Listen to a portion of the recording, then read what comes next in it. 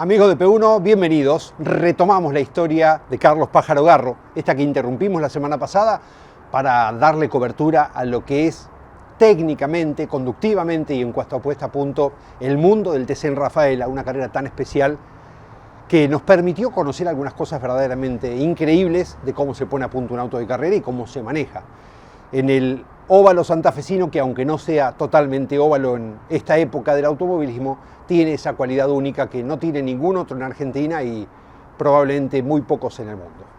Garro, nuestra historia que retomamos hoy, había quedado como el piloto que llega a Peugeot, a pesar de haber debutado con Fiat, y gana un par de grandes premios, se convierte en una figura de la marca con los 504 a comienzos de la década del 70, hasta que tiene ese accidente en Las Flores en el 1976 y que lo deja prácticamente un año entero sin competencias. Ese accidente no solamente lo marcó a Garro por lo que significó parar un año en pleno ascenso, sino por lo que pudo tener como consecuencias indirectas ante proyectos futuros. Y eso es lo que va a contar en el día de hoy. También hay algo que repasaremos hoy, que había pasado un año antes, en 1975 en Brasil. Es una carrera de Ford que organizó con el nuevo modelo Maverick, un auto que trataba de ser una especie de Mustang sudamericano, que gana Garro en Interlagos y que lo catapulta a la fama en esa misma época en la que después tiene el accidente.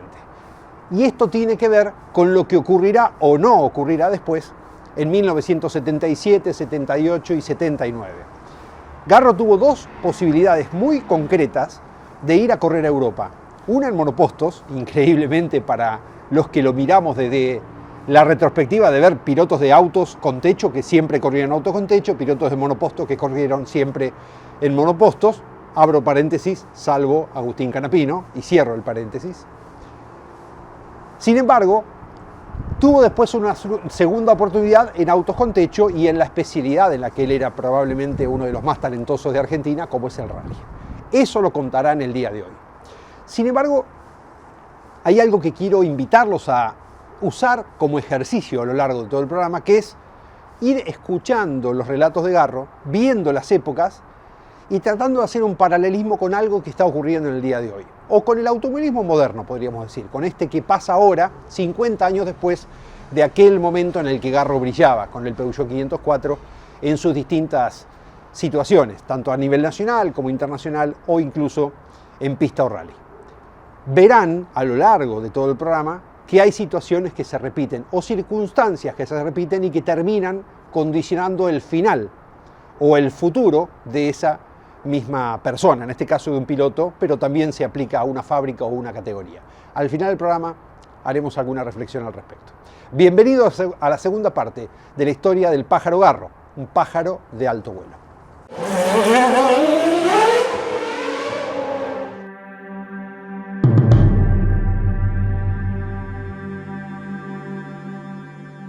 La caravana más importante que se hizo en Río Cuarto fue en la vuelta del Gran Premio del 74. Ahí estaba Cárdenas, un periodista acá famoso de automovilismo que había, Jorge Alejandro Cárdenas, y él organizó un poco el tema del coso. Cuando llegamos a Carlos Paz, que se llegó ese Gran Premio, que te digo que veníamos de La Rioja, y el tipo me llama y me dice: queremos organizarte una llegada acorde con lo que era el Gran Premio. Realmente había tenido una repercusión bárbara y bueno, lo empezó a dar manija por los medios durante todo el día. Y la gente que había, desde Berrotarán para acá había gente esperándome, era increíble.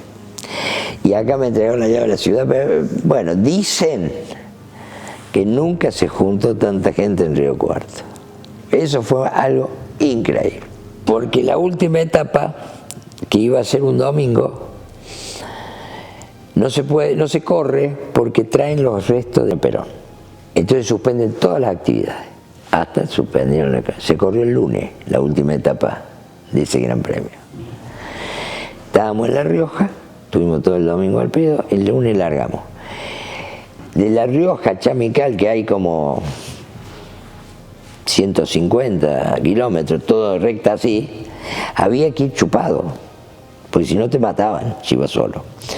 La Fiat, yo largaba adelante. Segundo una Fiat, tercero Panchito Alcuá, cuarto una Fiat. Entonces, los dos primeros, digamos, de cada marca, yo y el que venía, el cascote que venía tercero, tenía que esperar al compañero, y yo tenía que esperarlo a Pancho. Y veníamos los 4 autos juntos en la ruta, ocupando las dos calzadas de la ruta, los 4 autos juntos, pues empujándonos. 2 Fiat y 2 Peugeot. Así anduvimos 70, 80 kilómetros. Por ahí explotó el auto de Alcuaz, el motor, me quedé solo. Así que quedé tercero en la ruta. Bajamos a la tierra en Chamical y yo tercero. Todo guadal, esa ruta 20 era un guadal. Largaron al cascote adelante, el director de FIA lo largó a que fuese adelante y el otro que fuese despacio. Y era imposible pasar. Cuando llegamos a Taninga, que empieza la tierra más arenosa y menos guadal, lo encaré subiendo el Cóndor y le pegué un autazo, me acuerdo que si no se hacía un lado lo partí en 4 y me dejó pasar. Y viste esos caminos que si no te dejan pasar, no pasás, el camino es una huella, así de angosto. Y ahí, bueno, ahí me quedó el camino un poco macoso y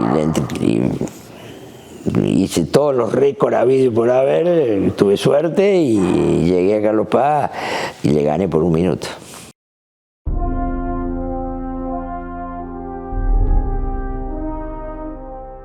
Bueno, en Brasil se hace la presentación de los Ford Maverick en el año 75, que eran autos, digamos, la copia del Mustang en Sudamérica.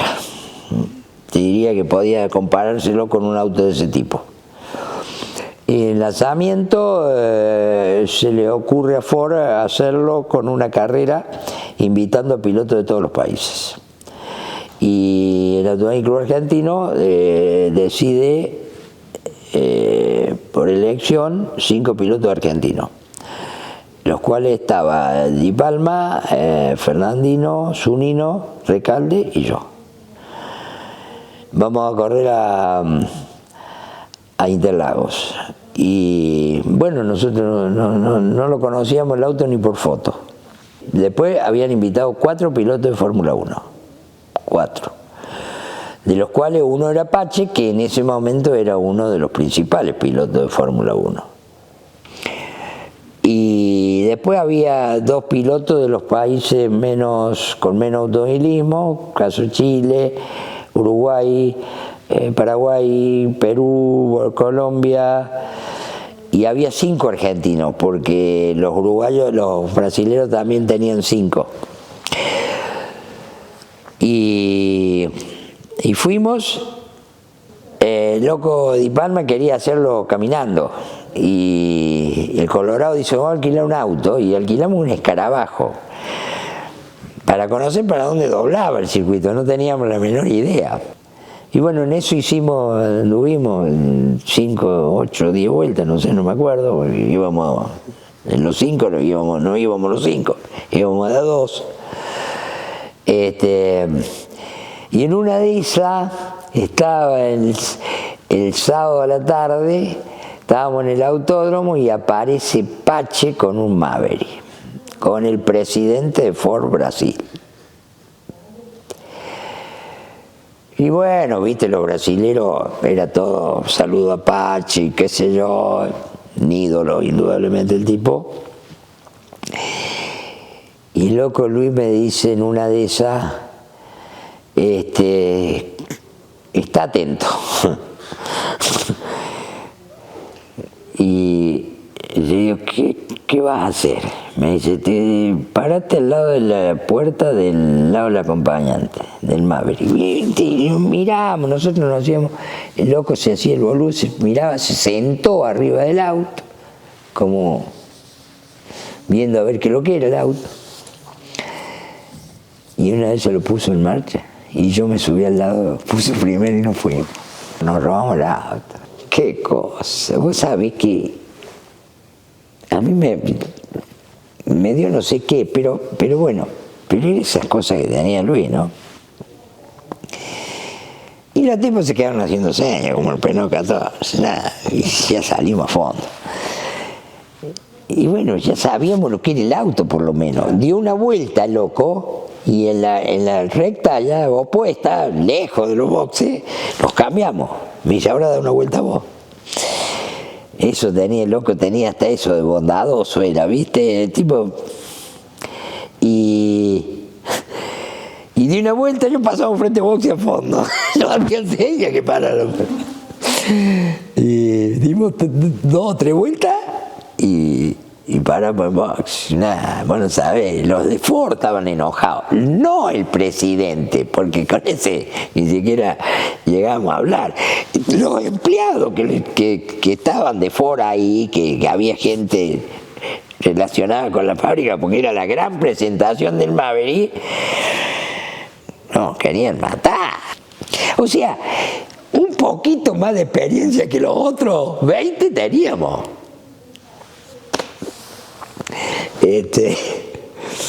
Y el otro día cuando largamos fue sin clasificación, fue por sorteo. Y largamos y yo agarro la punta y empiezo a mirar por el espejo que cada vez se venía más un auto. Me había sacado una pequeña diferencia. Y se me venía, ¿viste? Y bueno, o iba más rápido que yo, o el auto era un poquito mejor. ¿Viste? Yo siempre digo que no todos los autos son iguales, por más que sean iguales, no son iguales. Pero vamos a echarle la culpa al piloto. Yo en todo caso iba más rápido el otro que yo. Y cada vez se me venía. Y cuando me fue a pasar frente, la recta opuesta frente al lago allá, de agua así de atrás. Y fue adentro del lago, fue a parar. Ay, no, fue una cosa que después, a los 15 días era en Brasilia.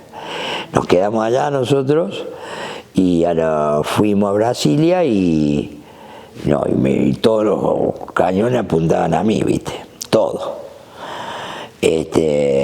Me pegaban autazos de todos lados y así todo, pues no sé, salí cuarto, quinto. Sí, salí de todas, pero me pegaba el tipo que estaba, el banderillero, me quería pegar un banderillazo. Todos me apuntaban, porque se habían quedado enojados con el tema de la carrera de Interlagos. Tuvo una trascendencia mediática la carrera de Interlagos, fue increíble. Me habían dado manija, Ford le dio manija. Porque después de la carrera sacaban las caras nuestras o mías en televisión, en todos lados, y como por publicidad para el auto, pero bueno, en definitiva, bueno, salí en la tapa de Gente acá por haber ganado esa carrera. ¿Qué tenía que ver la revista Gente con el automovilismo? Y salí en la tapa de Gente. De Brasil vengo y gano una carrera de turismo nacional en Buenos Aires, en el Autódromo de Buenos Aires. Entonces ahí Mirta me llama, que también yo no entendía nada, porque ir a la mesa de Mirta por haber ganado una carrera, pero era por la de Brasil, por la que mediáticamente fue Brasil.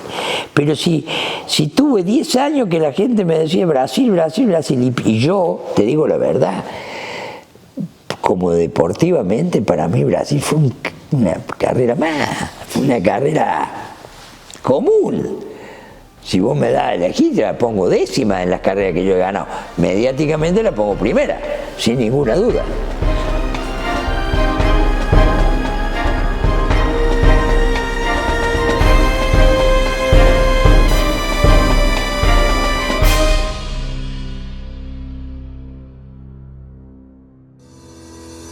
buscando un repuesto original o alternativo para tu vehículo importado? CBM Auto. Años de experiencia. Miles de clientes satisfechos. Importador directo desde Estados Unidos y Europa. cbmauto.com. Yo, Norberto Fontana, te lo recomiendo.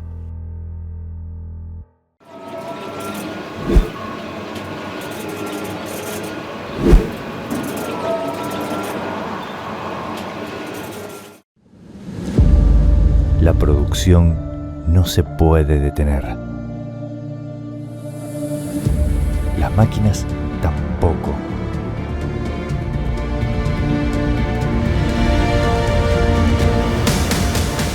Urbi, Ingeniería Industrial. Llegó Alemania Petrolhead Tour, un recorrido de 2000 kilómetros por la cuna del automóvil, en español, de la mano de Motorius y con todo incluido. La propuesta es simple, que hagas el mejor viaje de autos de tu vida, y para eso nosotros nos ocupamos de todo. Pasajes así de vuelta desde tu país, de residencia, hoteles, comidas, traslados y por supuesto mostrarte lo mejor del mundo del automóvil en Alemania. Para más información nos escribe al mail de pantalla y nos vemos en Alemania Petrolhead Tour.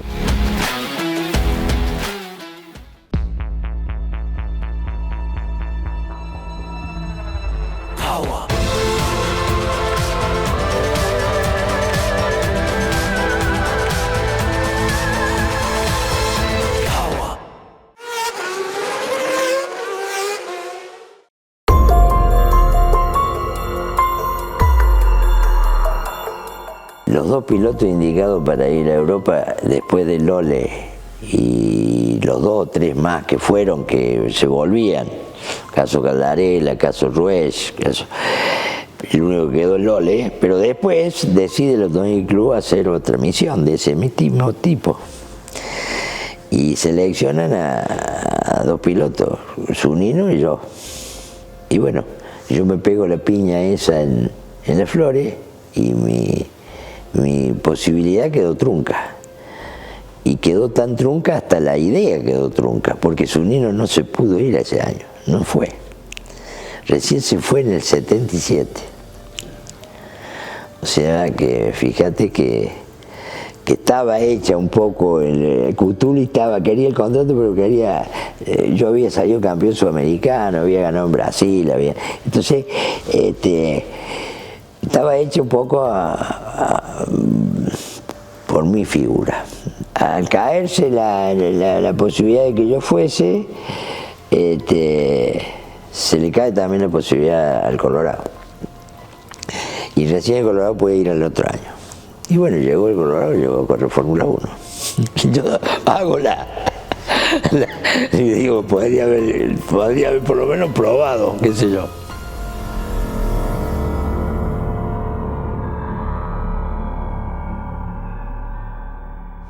En el 77, no me acuerdo cómo fue el desarrollo del 77, ni siquiera, te digo la verdad, me acuerdo quiénes fueron mis compañeros de equipo, que siempre estaban entre Paco, Cocho, Pisandelli y Pancho Alcuá.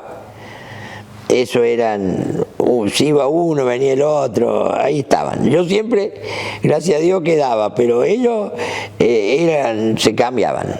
Paco por ahí se enojaba, se iba Fiat. Creo que fue un año de medio de transición también en el equipo Peugeot. Cambiamos de preparador, de lugar, de taller, de todo. Después de haber tenido quizás un año 77 sin los resultados que esperaba Peugeot por toda fábrica, en el 78 se cambiaron los planes de organización fundamentalmente del equipo y ya teníamos autos competitivos y bueno, ya aparecieron los resultados. Los dos campeonatos juntos se dan porque el año 79 una correlación del año 78 en todo sentido. Nosotros ya teníamos una organización en el equipo muy buena y vos sabés que las carreras de auto un poco se basa en los equipos, se basa en eso fundamentalmente, ¿no? En la organización. Y porque nosotros, que es la otra parte importante de la económica, no la teníamos solucionada con la fábrica. O sea, los gastos que hacían esos años la fábrica de autos para tener los equipos oficiales, nadie lo puede creer, pero era la producción de un día de la fábrica que se dedicaba al equipo de competición. Esa era la proporción. La producción de un día, de todo lo que valían los autos que he producido en un día, eso era lo que gastaba más o menos el equipo de competición. Pero estábamos con avión, helicóptero, todo lo que hacía falta para la carrera de ruta y todo lo que hacía falta para la carrera de autódromo. Corríamos los 2 campeonatos, corríamos casi todos los domingos y teníamos camiones que iban con los autos de rally y ya venía el otro con los autos de pista para otro lado. Y teníamos avión, teníamos helicóptero, todo como se corre un rally mundial.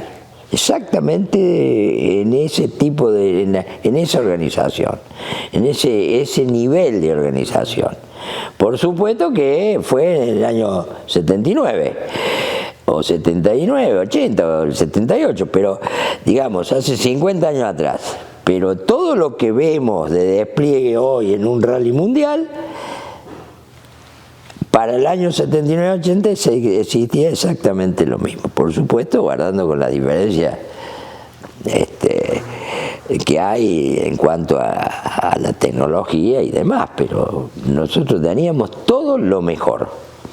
Era la categoría más importante del país, los pilotos importantes del país corrían en turismo nacional, porque fue una época que la ACTC se divide de la Confederación de Automovilismo Deportivo, que era CADAC, y ahí empieza a arrancar la ACTC en serio, digamos, a la organización de la ACTC, pero le costó los primeros años. Le costó bastante, o sea, no es el TC de hoy ni mucho menos.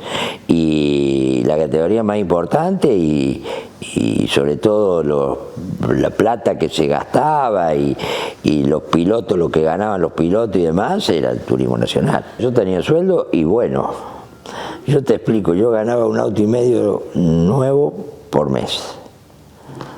El valor de un auto nuevo, para hacer algún tipo de comparación, digamos, ¿no? Sí, nos pagaban y bien. Se había creado un clima dentro del ambiente automovilístico realmente sensacional, diría yo, porque la lucha que había adentro de los circuitos o en los rallies existía también en las tribunas o en la gente. Había los hinchas de Fiat y los hinchas de Peugeot. Era lo mismo que Ford y Chevrolet. Fue una época del turismo nacional realmente muy importante. Hasta que llega una etapa que es tremendamente importante, que era de Sebel, se une en la fábrica. 79 fue eso. O sea, en el 78 es cuando era muerte las 2 fábricas. Y en el 79 se une. Pero se vive bien también para los Peugeot. ¿Por qué? Porque deciden seguir con Peugeot. Porque en ese momento era más competitivo. Hasta que apareció el R18. Pero el Peugeot era más competitivo que la Fiat 125. Entonces decide Sebel seguir con Peugeot.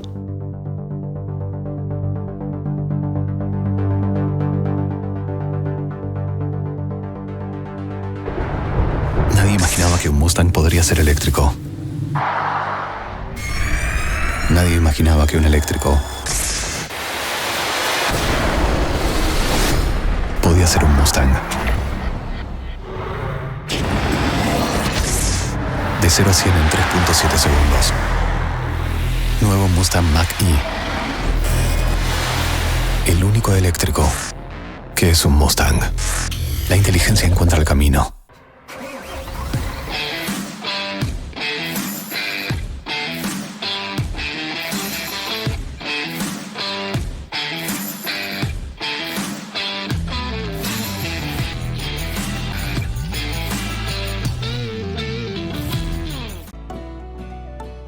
Desafía tus límites. Tonino es tu mejor opción. Si de bicicleta se trata, acércate a Tonino. El surtido más amplio y una gran variedad de productos. 35 años de trayectoria. Visítanos en nuestras 2 sucursales, Lomas de Zamora y Lomas del Mirador. Seguinos como Bicicletas Tonino, www.bicicletastonino.com.ar. Descubrí el potencial en reserva de tu vehículo con EPROM. Mejoramos el torque y la potencia, optimizando así el consumo de combustible. Trabajamos en camiones, maquinaria agrícola y pickups. Ofrecemos soluciones electrónicas a fallas típicas. Nos avalan 22 años de experiencia y una red con más de 90 distribuidores en todo el país. EPROM. Busca tu distribuidor más cercano. Te vas a sorprender.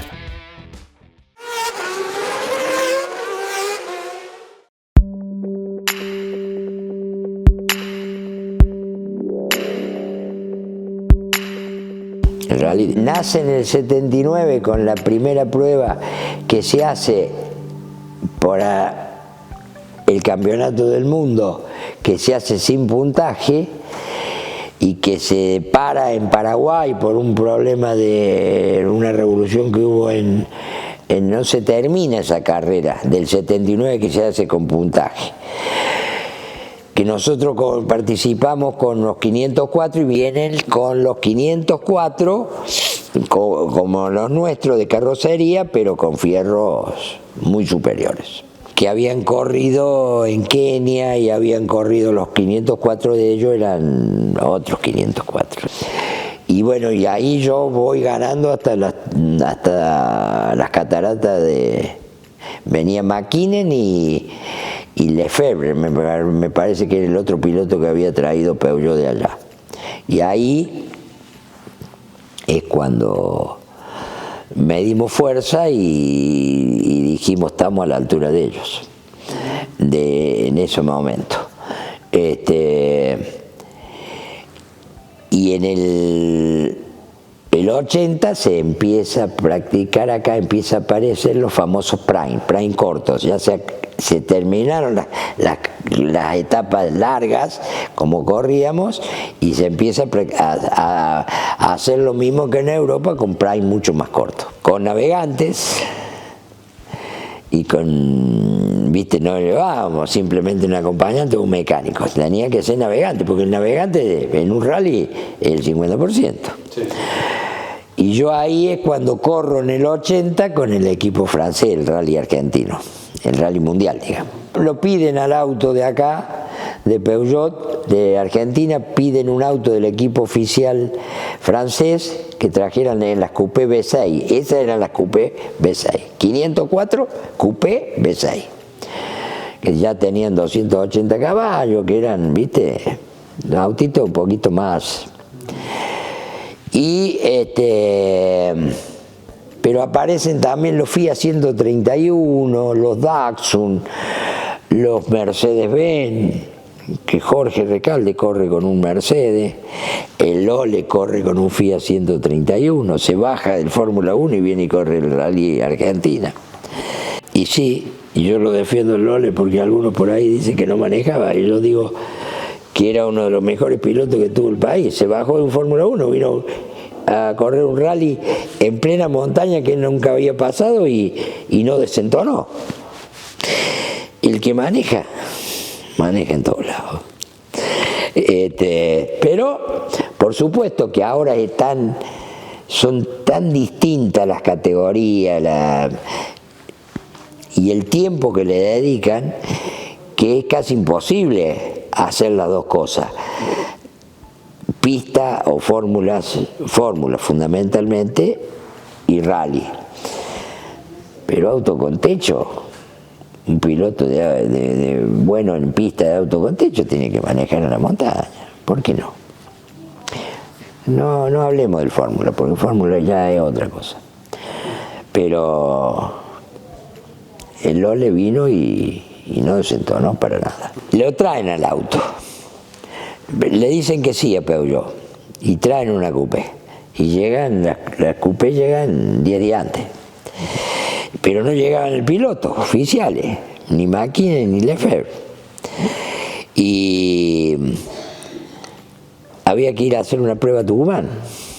y quedaba lejos de Buenos Aires, y cada vez faltaba menos días para la carrera, y yo veía que yo no me podía ni sentar en los autos. Bueno, fuimos a Tucumán, mandaron el auto, fuimos en avión con los otros pilotos europeos, fue ya que fueron toda la troupe nuestra, y allá me sentaron al lado de McKinnon. Y yo lo veía manejar a McKinnon, y vos cuando vas sentado al lado, ahí me di cuenta que crees que va a 280.000 kilómetros por hora y que es imposible hacer lo que hace el otro. Y me dieron el auto 10 minutos. Te aseguro que no fueron más de 10 o 15 minutos. Hice 2 pasadas para allá y 2 pasadas para acá. Me dijeron, vení, ya está bien. O sea, no anduve en el auto prácticamente.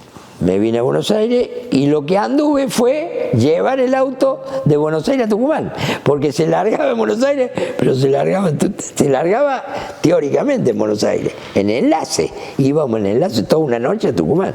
Y bueno, al otro día, la primera etapa, clasifico adelante de McKinnon y Lefebvre. Y ya los franceses me empezaron a mirar con otra cara. Le gané la primera, a ellos, lejísimo de los 131 que ganaron la carrera. Nos sacaban 2 segundos por vuelta. Pero después hacíamos alguna analogía y bueno, FIA pesaban 1000 kilos y esto pesaban 1500, por ejemplo. Entonces, viste. Bueno, la cuestión es que a mí, la competencia mía era ganarle a los otros pilotos de Peugeot. Y no teníamos freno en el auto. Desde Buenos Aires que yo le decía, pero hay que decírselo a un traductor, porque yo no sabía francés, estudié, fui 2 meses y no aprendí nada. Yo pensaba en cómo hacía los cambios y pisaba el embrague, no pensaba, viste esas cosas que no aprendí nada. Pero eso no fue el tema, bueno. No tengo freno.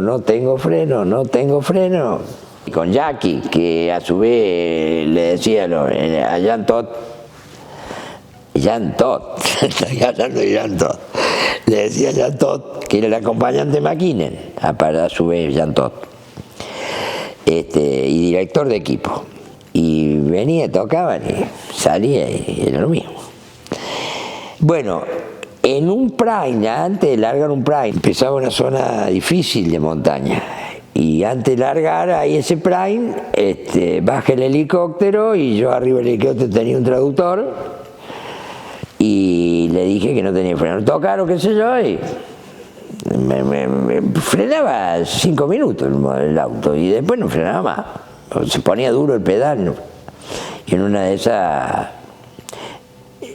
le había agarrado un poco la mano ya al auto, o sea que iba bastante rápido y vi que no tenía freno, lo tiré contra la montaña. Lo mismo que me pasó en la cuesta del portezuelo hice ahí, porque si no me caía abajo.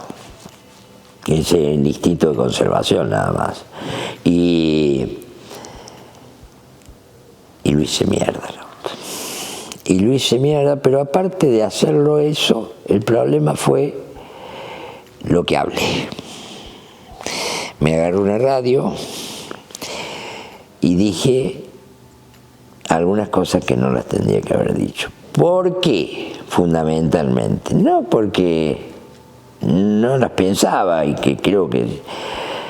sino que en la cena de la noche anterior, Jean Todt me dijo si quería venir a correr con el equipo a Kenia. Y por supuesto que no tardé ni medio segundo en decirle que sí. Al otro día no me pregunté por qué, pero él se entera lo que yo digo en la radio de Tucumán. Critiqué el equipo, dije que no me habían dado bolilla, que había diferencia en la tensión de los autos. Se enteró. ¿Cómo? No sé. Pero se enteró. Nunca más me dio bola. No solo no me llevó a Kenia, en el 81 vuelve el equipo, pero no vuelve con Peugeot, vuelve con los Talbot, que era de Peugeot. Y vos podés creer que pidieron un auto para mí. Le dijo, no, llevamos un auto para cualquiera, menos para Garro. O sea que me peleé con el futuro director general de Ferrari y presidente de la FIA. Por lo menos tuve el gusto de pelearme con uno importante. Pero un error porque yo estaba integrado prácticamente al equipo, pues si me llevaban a Kenia andaba más o menos, me seguían llevando. Yo soy un convencido que tuve dos posibilidades, no quiso Dios, como así me dio la posibilidad del casino Dios, no quiso que fuese a Europa a correr, porque tuve la posibilidad con Zunino y tuve la posibilidad en el rally, pero cierta, concreta, no. Esta era concreta, me había dicho la noche anterior que me llevaba. Que tal es así que Jackie tenía una chochera, porque como era su piloto yo, tenía una chochera bárbara, ¿viste? Al otro día me dice, ¿qué dijiste? Bueno, cometí un gran error. Ahí se termina la carrera por el Campeonato del Mundo en Tucumán y después, ese año 80, fue bastante, porque por allá por septiembre Peugeot o Sebel decide retirar el equipo oficial. Porque aparecieron los R18 y no podíamos ganar más. Y como no ganábamos más,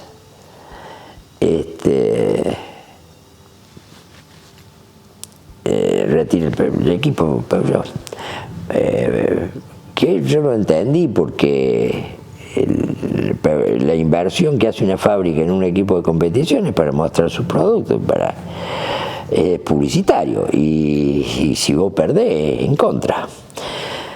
O sea que, y terminé el año y gané el Gran Premio del 80 con un auto prestado del Turco Che de Joaquín, de los Cóndores. Me prestó un 504 que tenía de carrera, lo alistamos bastante bien y gano el Gran Premio del 80. Y bueno, gané el Gran Premio del 72, del 74, del 79, del 78, 79, 80. 5 grandes premios.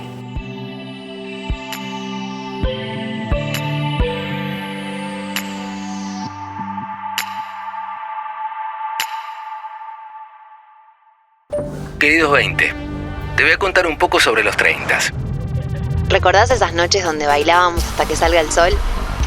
Siguen estando. A los 30s aprendes a renunciar a ciertas cosas para poder valorar otras. Somos fieles a nuestro instinto. Y en el amor, no te preocupes. Te aseguro que te volvés a enamorar. Y podría continuar, pero no quiero ser de los que mandan audios de más de 30 segundos. Peugeot 208. El futuro nos atrae. Este es un baile que tiene un ritmo y cuando vos entras en el baile tenés que bailar al ritmo del baile, no quieras ir en contra del ritmo.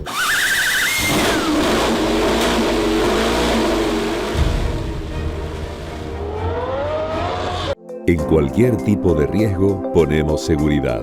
Somos Martínez Sosa, asesores de seguros, y trabajamos con las compañías más importantes del mercado para llevar seguridad a más de 600.000 clientes. Martínez Sosa, asesores de seguros, una compañía HMS. Los Torii son narcos japoneses con mucha resistencia. La Nissan Frontier también. Por eso ahora tiene un año más de garantía.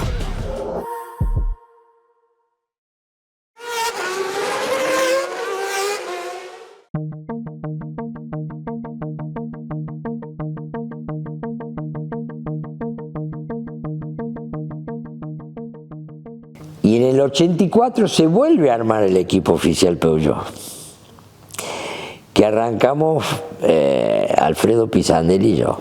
se cambió todo. Fuimos a parar a Bonplana o a otro lugar, digamos, de Buenos Aires, con un tallerazo, con toda una organización nueva, y entra como director general Gastón Perkins. Ese fue el gran cambio, que con Gastón no se jodía. Gastón fue un tipo, aparecía Gastón y todo el mundo, era increíble su figura. Y bueno, conmigo también picó muy buena onda, muy buena onda. No me tocaron a mí, a Gastón le tocaron a cualquiera menos al pájaro. O sea, yo tenía esa suerte siempre, porque yo pensaba siempre que no solamente hay que tener el auto, el tipo que te ajusta una tuerca de la rueda, te tiene que querer tanto como el director deportivo, porque si no, no existe. O sea, todos te tienen que querer dentro del equipo. Todos, porque cada uno que pone la mano arriba del auto, algún detalle puede hacer a favor o en contra. Y debutamos en La Rioja contra los R18, que ya tenían una experiencia y que era prácticamente imposible ganarle, pero así todo, ya Peugeot había sacado el famoso, como un modelo ese, había homologado una serie de cosas para poder competir con los Renault.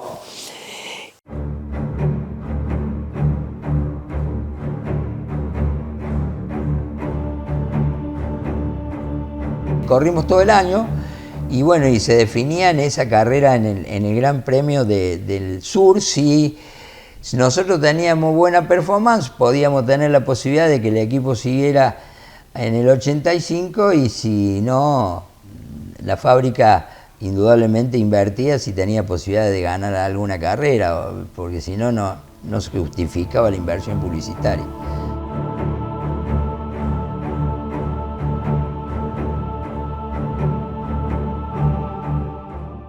Le ganábamos, estábamos ahí en los primeros prime, a fuerza de nosotros ir en el aire y ellos ir por el medio de la ruta.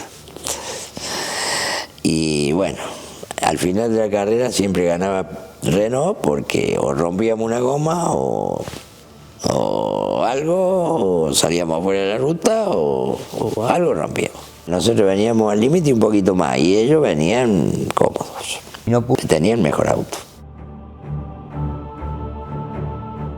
No tuvimos la suerte, Panchito venía punteando la última etapa y no sé qué le pasó, si rompió una goma, qué sé yo, y no pudo ganar, y bueno, ganaron los Renault, y yo me acuerdo que había tenido una conversación con Jorge Recalde antes de largar la última etapa, diciéndole, mira, si no ganamos el año que viene se van a quedar solos, y así fue.